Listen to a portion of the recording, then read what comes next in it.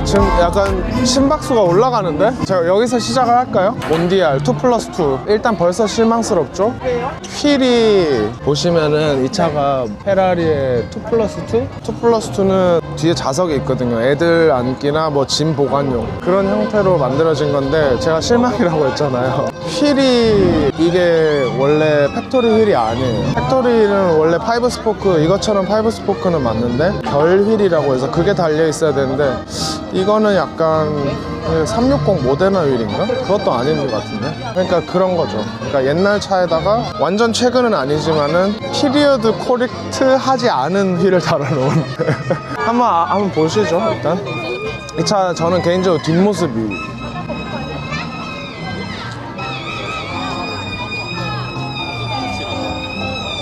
저 페라리 몬디알 아 너무 예쁘다. 와. 이때가 보면 저기 보이시죠? 저 은색 플렉 저기 에어벤트 바로 밑에 여기에 피닌파리나라고 적혀 있는데 저기가 이제 페라리의 디자인 하우스인데 피닌파리나가 디자인한 거의 페라리는 뭐 2000년대 초중반까지만 해도 피닌파리나가 되게 많았는데 요즘은 호불호가 많이 갈죠. 이 당시에는 피닌파리나는 대부분 사람들이 다 좋아하긴 했었거든요.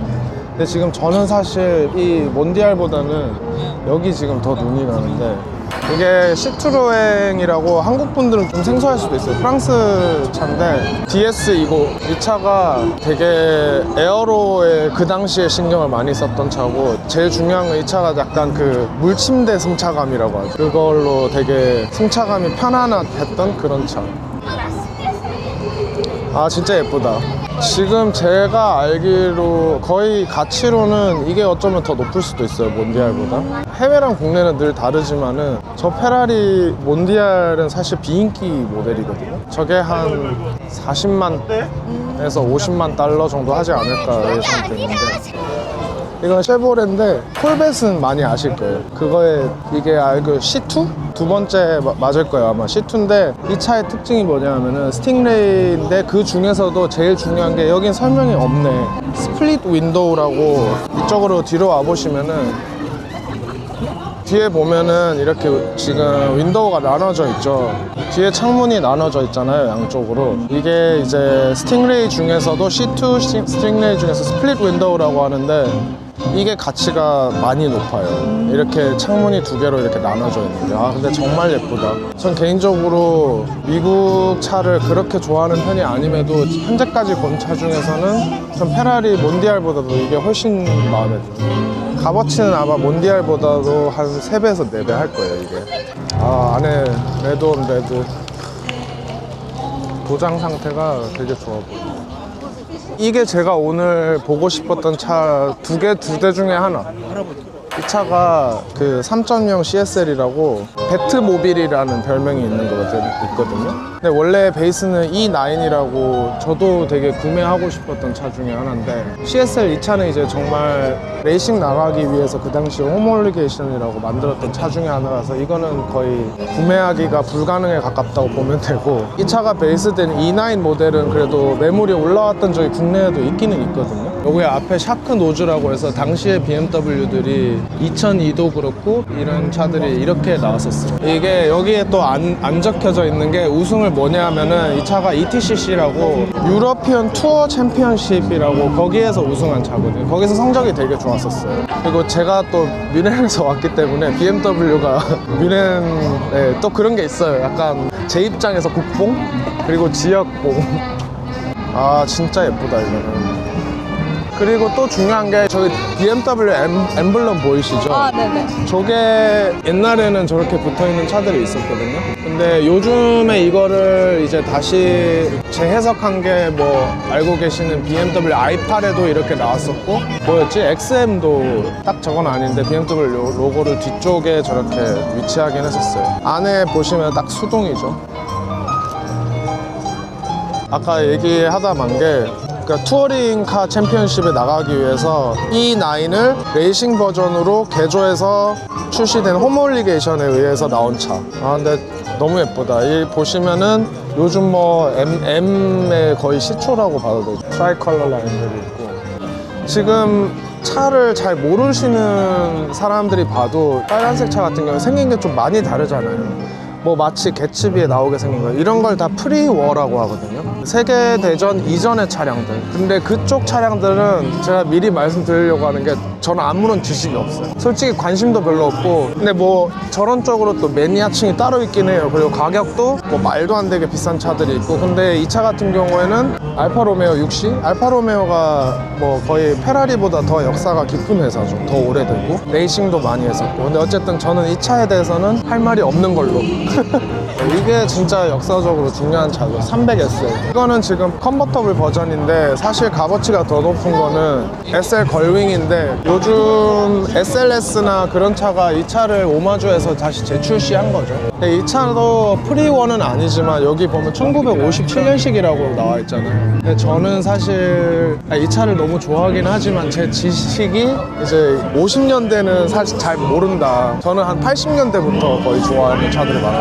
근데 이 차는 저도 너무 가지고 싶기는 합니다. 근데 뭐랄까 이쪽으로 와서 현재까지 나온 차 중에서 이 차가 가격적으로는 압도적으로 제일 비싸거든요. 물론 알파로메오는 제가 잘 몰라서 더 비쌀 수도 있어요. 그 전에 봤던 차들에 비해서는. 근데 저는 또 차 좋아하는 게 약간 현실성이 있는, 제가 구매할 수도 있을 법한 차들을 더 좋아하는데 이 차는 너무 비싸지 않나.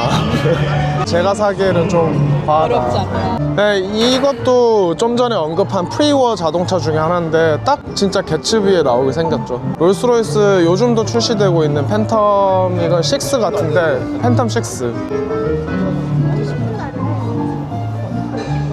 6. 와, 진짜 멋있다.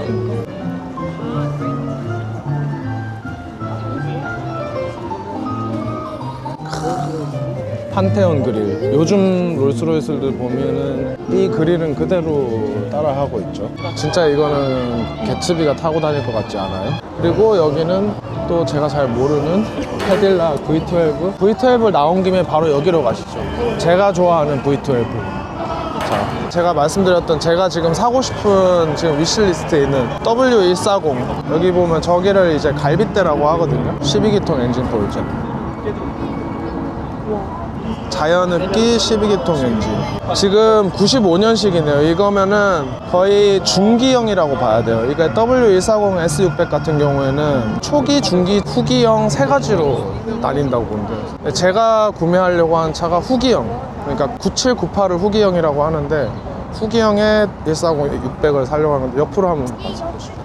지금 이 휠을 보시면은 이게 지금 모노블록 19인치인데 보통은 이게 제가 오늘 타고 온 차 있잖아요. 210에 255에는 18인치, 이거랑 생긴 거는 똑같은데 18인치는 은근히 개체수가 많아요. 근데 이게 19인치 모노블록은 거의 1000만 원에 가깝게 거래된 휠이어서 이 휠만 해도 되게 제가 가지고 싶은 휠 중에 하나예요. 여기 보면은 딱 12기통 V12 적혀져 있죠. 이 차가 처음에 이제 출시가 됐을 때 이때 경제적으로 전 세계가 되게 어려울 때여서 너무 많은 R&D와 기술력이 들어간 차여서 욕을 되게 많이 먹고 브루노 사코도 같이 욕을 먹었는데 지금은 되게 벤츠에 있어서 엄청 중요한 역사적인 차고, 그래서 제가 사고 싶은 차이기도 합니다. 구매하실 계획이신가요? 네, 계획이긴 해요. 지금 매물이 하나 있기는 해요. 그리고 한성 정식은 국내에 이제 한 7, 8대밖에 없는 걸로 알고 있어요. 근데 이게 그 당시만 해도 2억이 넘는 차량이었으니까는 지금으로 치면 그냥 그 당시에 강남 아파트 한 채 값이죠. 그때 그 당시에 S600을 140 600을 탔으면은 뭐 회장님이 아닐까. 근데 지금 이 차가 타기는 되게 좋은 차라고 생각해요. 생각보다 가격이 그렇게 비싸지 않고 상태가 안 좋은 거는 한 2천만 원에도 구매할 수 있는. 지금 이 차 보면은 확실히 복원이 많이 돼 있는 게 뒤에 저기 후미등에 흰색 라이트 보이시죠? 흰색 스트립으로 일자로 되어 있는 게 저게 원래 되게 핑크색으로 변색이 잘 돼요.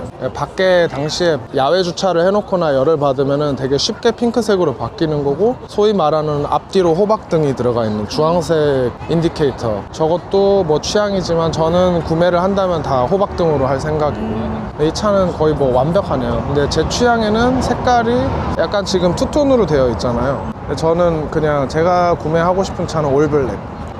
이제 안에 보이네요. 보시면 이 당시에 소프트 클로즈가 옵션이 아니라 기본으로 들어가 있던 차예요. S600. 이거는 이제 두 개 다 파고다라는 건데 여기도 역시 연식이 몇 년식이지? 70년식, 68년식 이쯤 되면은 제가 크게 할 말이 없어요. 아, 너무 예쁘다 정도? 아, 네. 역시 140.